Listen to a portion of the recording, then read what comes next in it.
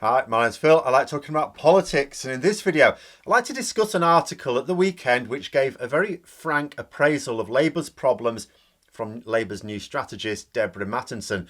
It's actually pretty good news because the issues highlighted, although serious and widespread, are very much what I and others had been bemoaning for some time. And in this video, I'd like to run through the key ones down and discuss what I think are some very quick fixes that they could apply in each case. But first, if you'd like to be notified of daily news and politics, please subscribe to the channel and click the bell notification icon. So we know that people are basically sick of the Conservatives. They were sick of them in 2019, quite frankly, when they voted a huge majority to them. But people weren't convinced by the alternatives. That was the problem. The Conservatives even knew this. Boris Johnson ran a campaign where he kept distancing himself from his own party. He effectively trashed his own party's record in government, effectively to win votes for his own party in government. And recent polling has been encouraging. The Conservatives and Boris Johnson are both losing support after they've squandered their vaccine bounce. A recent YouGov poll also has the Conservatives losing support in their own heartlands faster than the national average.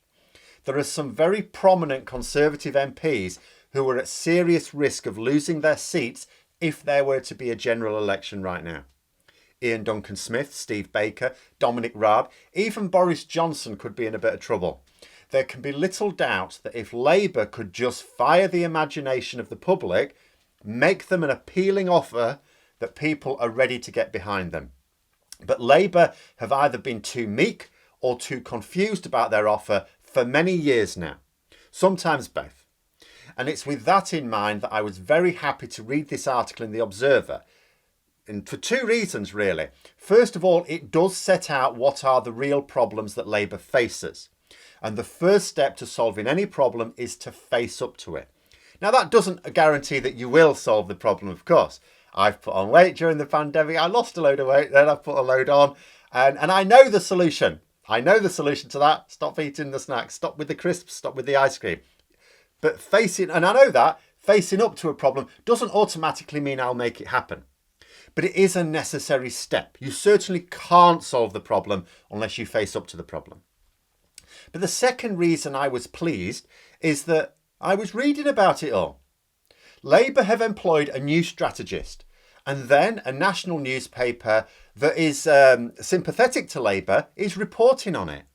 That suggests an openness in Labour to accept these facts, which is encouraging. If they weren't really wanting to face up to it, I don't think it would have been reported as openly as this. So what were some of the things she talked about? Well, the talk was the need for clearer, sharper, more uplifting messaging about the party's values. Can absolutely agree with this. Go over why. So the messages do need to be clearer. There is a temptation in politics to be ambiguous. Get Brexit done, level up the country. Both were central campaign promises. Neither was clear. Even now, the Conservatives don't know what either of those two things means. They're actually spending public money on hiring people to tell them. But the Tories get away with it because the media fill in the gaps to appeal to their readership. So the Conservatives come out with an ambiguous policy statement and then different newspapers tailor it to their reader. Oh, what they mean is this. Oh, that result in this. And the ambiguity is there and they present it. Then when it doesn't happen like that, the government just say, well, we never promised you that. I'm sorry if that's what you understood from your reading of the Daily Express, but it's not what we said. But Labour don't have a corrupt media batting for them. So their message needs to be carried by themselves, and so it does need to be clear. I would also add that they need to make sure that any message they convey is designed to appeal to target voters. Oh, you have a fantastic policy that will be good for the UK and great for its people. Fantastic. Oh, what's that you say? But it's really complicated to explain the benefits? Right, stick it in the manifesto and then forget about it. Don't talk about it. Government is the place for complicated policies that are good for the country, not easy to explain. There are complexities to government, of course. Labour are in government, they're in opposition. Opposition cannot be complicated. It's only about the policies that are easy to explain the benefits of. The Labour Party, when it heads into government, will have 100 policies it wants to implement fairly quickly. But it can't talk about 100 to the electorate. So you pick the small number that are clear and appealing. I mean, take my videos, for example. I have to actually think about my intros a little. Yes, I spend a few seconds introducing myself, only polite, I think, but then I have a very brief period of time to persuade people to watch the rest of the video. Labour need to adopt the same procedure. You know, they can't just assume. It always used to madden me when I'd see campaign leaflets with a load of text on it. It's like, you're assuming I'm going to read this. Why are you assuming I'm going to read this? Later on in the article, I was quite pleased to note a Labour MP quoted as saying that Labour seem to have this attitude of assuming that the world is attentively listening to what they say. But they're not. Take that example of a campaign leaflet. I've said this before, but it's crucial that this is understood. A leaflet goes through the door. What happens? Do people say, oh, well, someone's gone to the trouble of posting it. The least I can do is read it through. Do they echoes like? They pick it up and they put it in the bin. So leaflets with a load of writing on it are a waste of money and a waste of shoe leather for the volunteers who are posting it. You need a message on it that can be read passively in the time it takes to pick it up and walk it to the nearest bin. Fortunately, very few people have a bin right next to the letterbox, so you do get a few extra seconds as they walk to the kitchen. That's how they should test their leaflets. If it doesn't pass the passively read while putting it in the bin test, don't bother with it. Waste of money. We haven't got enough money for wasting like that. The idea that messages need to be sharper is also well founded. Can you explain the message incredibly quickly? Bear in mind, people aren't going to see you explain the details. There will be interviews where you explain the details. Most people aren't going to watch them. The billionaire-controlled media are largely against Labour.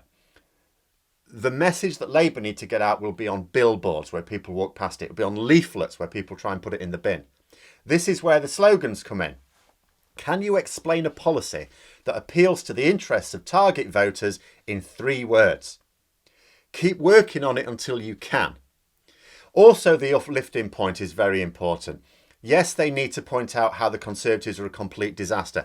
But bear in mind, one of the key failures that was highlighted from the Remain campaign in 2016 was you kept focusing on trashing the Leave side. You didn't talk up the benefits of being in the EU. That uplifting message. Whereas the Brexit camp, the Leave camps, they were presenting a vision of fear, but also hope. Where's the hope? You need to point out how the Conservatives are a disaster, yes, but that alone won't do it. People can't be bothered voting for less crap. They want to vote for something for the future. That's what Johnson gave them. It was lies, but he knew people wanted hope of a better future. So his mindless optimism is seen as a benefit to the Conservatives. That's why they keep him as their leader, even though he's a rubbish leader. Because he has that mindless enthusiasm that appeals to people. Labour need to offer, not mindless enthusiasm, but they need to offer that hope, that vote for us and this is the future you can have. And actually they mean it. You know, they are already more credible than the Conservatives. Make the offer, people will respond. But of course, the single biggest piece of advice I could offer Labour is not just to sharpen up their communication through the normal channels, but to create new ones. They have a decent presence on Twitter, but their use of it is rubbish. They are also bad at engaging on Facebook. Couldn't tell you about Instagram or TikTok as I don't use those platforms at all, but I would be surprised if it's any better than the ones I'm familiar with. But the thing about social media platforms, it's not just that they encourage different types of engagement. They do. There are things that are good to use on Twitter that would be bad for Facebook or bad for YouTube or whatever. It's just that they attract different voting demographics as well. So you can't just pick the platform that suits you best and go with that, because you haven't got that many people active on all of those platforms. So you need to be active on all of them. And their presence on my preferred platform of YouTube is virtually non-existent. They are missing out on a huge portion of the voter base simply because they are not using it at all. They have a YouTube channel, not had a new post for months. When they do post, it gets a few thousand views at best. They need regular content multiple times a week. And it needs to be more engaging than the tosh they put out when they do put it out. And it wouldn't even cost them anything. Like any political party, Labour relies upon volunteers to campaign for them. They have people walking the streets for them.